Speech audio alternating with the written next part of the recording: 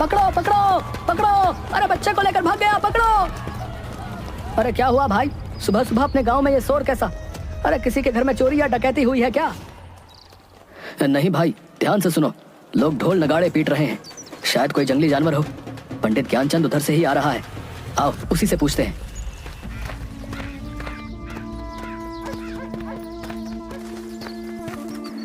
पंडित जी, ये कैसा शोर है? कोई जानवर गांव में घुस गया है क्या? अरे नहीं भाई, आज गांव से फिर एक बच्चा कोई जानवर पकड़कर जंगल में ले गया। हे भगवान, अब तो हमारे बच्चे अपने गांव में भी सुरक्षित नहीं हैं। पता नहीं क्या होने वाला है। सुन रही हो भाग्यवान, बंकू से कहना घर में ही रहे, इधर उधर खेलने ना जाए। पता नहीं जानवरों का यह आतंक गांव से कब खत्म होगा। सरताजपुर गांव में लगभग 6 महीने से जंगली जानवरों का आतंक बना हुआ था। इस कारण शाम होते ही गांव के सभी लोग अपने अपने घरों में दुबक कर बैठ जाते थे। कोई भी नहीं जानता था कि कौन जानवर ऐसा कर रहा है। कोई भालू का आतंक बताता तो कोई सियार का, कोई जंगल के राजा शेर को इसका जिम्मेदार ठहराता। इसी कारण सरपंच हुकुमचंद ने चौपाल पर एक सभा बुलाई थी। प्यारे गाँव वासियों, जैसा कि आप जानते हैं कि पिछले 6 महीने से रोज कोई जानवर हमारे बच्चों को जंगलों में ले जाकर मार कर खा जाता है। हम उसी पर चर्चा के लिए आज यहाँ पर एकत्रित हुए हैं। सरपंच जी, आए दिन हमारे गांव से बच्चे गायब हो रहे हैं। अगर ऐसा ही चलता रहा तो गांव के सारे बच्चे मार डाले जाएंगे। हमें कुछ ना कुछ तो करना ही होगा। इसके लिए हमें पहले पता लगाना होगा कि कौन जानवर ऐसा कर रहा है, ताकि हम लोग उस जानवर से छुटकारा पा सकें। यही ठीक रहेगा, क्योंकि जंगल में तो सैकड़ों जानवर हैं। हम किस किस को अपना निशाना बनाता रहेंगे? लेकिन इसका पता लगाएगा कौन कि किस जानवर की यह करतूत है? इसके लिए एक दल बनाना होगा जो जंगली जानवरों के गांव में प्रवेश पर नजर रखेगा। हाँ, यह ठीक रहेगा। मैं और कल्लू बाबा दोनों मिलकर रात में पहरा देंगे और पता लगाएंगे कि कौन सा जानवर हमारे बच्चों को गायब कर रहा है। तो ठीक है, फिर अगर तुम दोनों पता कर बता देते हो तो तुम्हें गांव की तरफ से 100 स्वर्ण मुद्राएं मिलेंगी, ठीक है? मरेगा एक दिन, सब मरेगा। ए पगले, चल भाग यहाँ से। जब से हमारे शमशान में रहने आया है तब से ही पूरा गांव समस्याओं से घिरा है। भोगा एक अजीब सा डरावना व्यक्ति था जो पिछले 6 महीने से शमशान में आकर रहने लगा था। कई बार शमशान के कुत्तों को मारकर खाते हुए देखा गया था। कुछ लोग इसे औघर बताते थे। कल्लू बाबा और जग्गी रात में गांव के बाहर पेड़ के मचान पर चढ़कर पहरा दे रहे थे। तभी सुबह करीब 4 बजे जंगल की ओर से कुछ खरखराहट की आवाज आती है। कल्लू बाबा, झाड़ियों के झुरमुट से कुछ आवाज आ रही है, चलो चलकर देखते हैं। हाँ चलो, तुम आगे चलो, मैं पीछे से देखता रहूंगा ताकि पीछे से कोई जानवर तुम पर हमला नहीं कर सके। अरे कल्लू बाबा, तुम तो बाबा हो, भूत पिशाच को तो तुम अपने झोले में रखते हो। तुम आगे चलो ना, मैं तुम्हारे पीछे रहूंगा। ठीक है, लेकिन तुम पीछे मजबूती से डंडे पकड़े रहना। जैसे ही कोई आहट हो सतर्क हो जाना। चलो आओ मेरे पीछे। भूत पिशाच निकट नहीं आवे, महावीर जब नाम सुनावे। तभी जग्गी के पैरों में कुछ लताएं उलझ जाती हैं, जिन्हें निकालने के लिए जग्गी कल्लू बाबा के कंधे पर हाथ रख रोकता है। कल्लू बाबा को लगता है कि कोई भूत उसे पकड़ रहा है। वो चिल्लाते हुए भागने लगते हैं। भूत भूत भूत, बचाओ बचाओ। जग्गी तुरंत पीछे मुड़कर भागना चाहता है। तभी कल्लू बाबा बचाओ बचाओ करते हुए पीछे मुड़कर जग्गी के गले को पकड़ लेते हैं। उसकी पीठ पर चढ़ जाता है। जग्गी को लगता है कि सचमुच भूत उसकी पीठ पर चढ़ गया। वो पूरी ताकत से दौड़ पड़ता है और लताओं से उलझकर कल्लू बाबा के साथ ही गिर पड़ता है। बचाओ कल्लू बाबा, बचाओ, मेरी पीठ पर भूत चढ़ा है, मर गया रे। अरे मेरे बाल बच्चों का क्या होगा? अबे चुप, पीछे से कंधे पर हाथ रखकर मुझे खुद डरा दिया और अब चिल्लाकर और डरा रहा है। बड़ा बाबा बने फिरते हो, भूत बैताल प्रेत पिशाच सभी को अपनी चोटी में बांध कर रखते हो और कंधे पर हाथ रखते ही डर गए। ढोंगी बाबा कहीं के। रुको रुको, गौर से ये आवाज सुनो। लगता है सचमुच कोई खूंखार जानवर हमारी तरफ ही आ रहा है। देख क्या रहे हो, भागो। दोनों भूत भूत चिल्लाते हुए गांव की ओर भागते हैं। सुबह होने ही वाली थी। कुछ लोग चौपाल पर आग ताप रहे थे। उन्होंने दोनों की आवाजें सुनी तो उनकी ओर लाठी डंडे लेकर दौड़े। बचाओ बचाओ, भागो भागो, पीछे भूत आ रहा है। अरे कौन सा भूत? अरे कैसा भूत भैया? तुम्हारे पीछे तो कोई नहीं है। अरे है, अरे सुनो आवाज सुनो, वो इधर ही आ रहा है, भागो। आवाजें लगातार बढ़ती ही जा रही थीं। सभी डर के मारे अपने अपने घरों में बंद होकर सहमे हुए खिड़की से देखने लगते हैं। तभी बंकू अपने घर से एक डंडा लेकर बाहर आता है। बेटा घर के अंदर आजा, देखो ना जी, अपना बंकू बाहर चला गया है। अरे बेटा बंकू, अंदर आ जा। देख बेटा, सभी लोग अपने अपने घर के अंदर हैं। नहीं पिताजी, हमारे कई दोस्त गायब हो गए हैं। आज हम भी देखेंगे कि कौन है जो हमारे गांव के बच्चों को गायब कर रहा है। मरेगा, सब मरेगा। तभी उधर से जुगनू की आवाज आती है। बंकू, अरे भैंसिया का रस्सी पकड़, अरे आधे घंटे से पूरा गांव दौड़ा रहा है। बंकू भैंस की रस्सी पकड़ लेता है। भैंस के पैर के पीछे एक बाल्टी फंसी हुई थी, जिसके ईंट पत्थर से टकराने से आवाज निकल रही थी। भैंस तो मैं द्वार पर बांध कर आया था, फिर ये खुली कैसे? वो माँ ने कहा कि बाहर भैंस को ठंड लग रही होगी, उसे गौशाला में बांध दो। भैंस बिदक कर भागने लगी, भागते हुए उसके पैर में बाल्टी फंस गई। जग्गी और कल्लू बाबा, हैं? तुम लोगों के डरपोक होने के कारण आज पूरा गांव भयभीत हो गया भाई। वो तो बंकू ने बहादुरी दिखाई, लेकिन बात तो यही है कि आखिर बच्चों का शिकार कौन कर रहा है? तभी सेठ मंगत लाल रोते रोते आता है। सरपंच जी, मेरा बेटा सुधीर घर पर नहीं है। नौकरों ने बताया कि सुधीर को शेर दबोच कर ले गया है जंगल की ओर।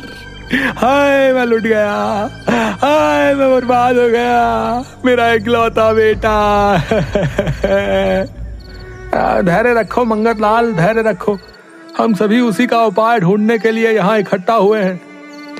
सुधीर मेरा भी दोस्त था, हमें उसे ढूंढना ही होगा। बंकू घर में बिना बताए जंगल की ओर चल देता है।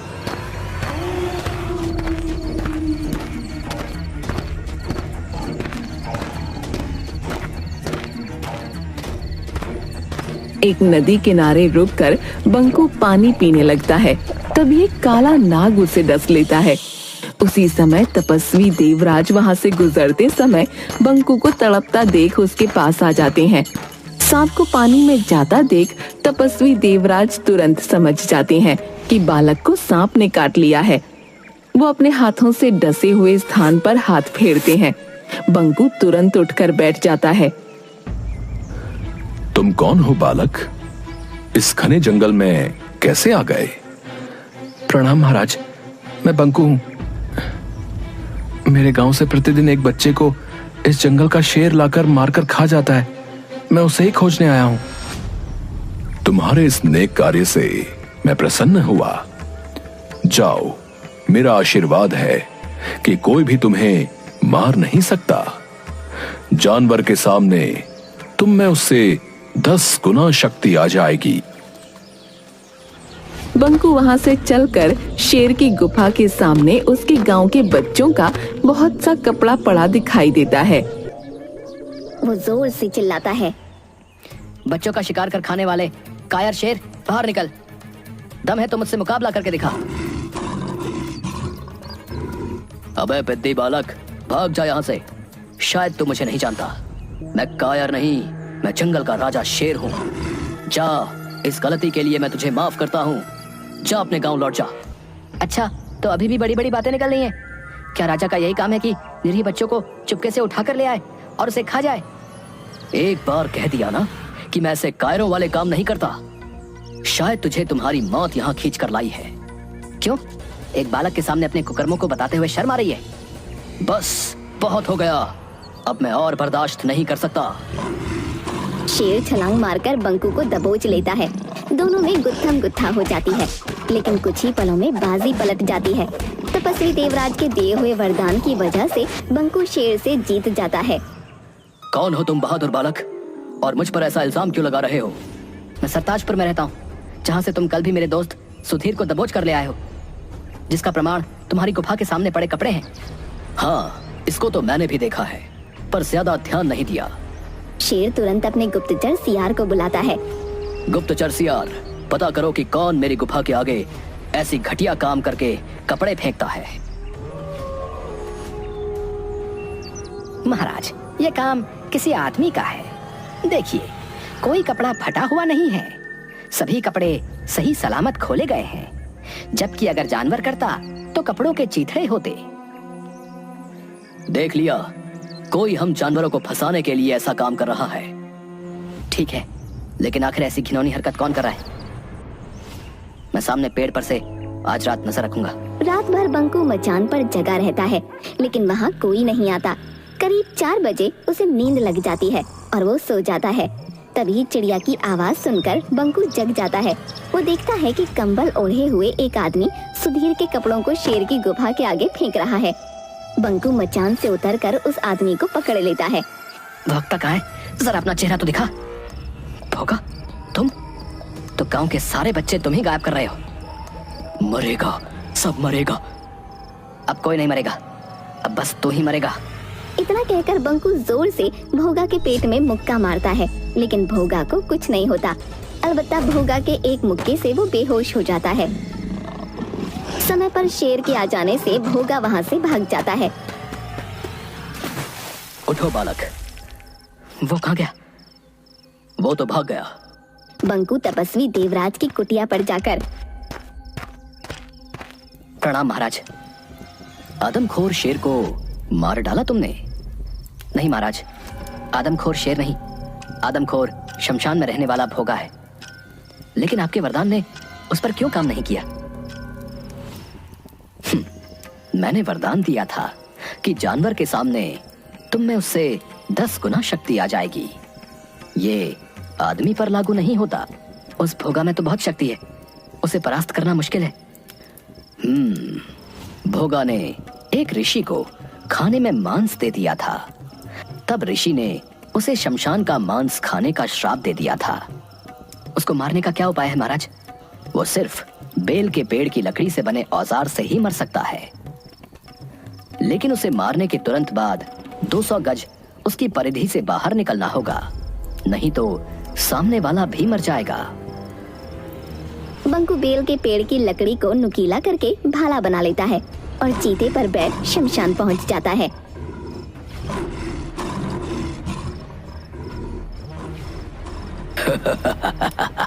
आ गए, आज तेरी मौत तुझे यहाँ खींच लाई है।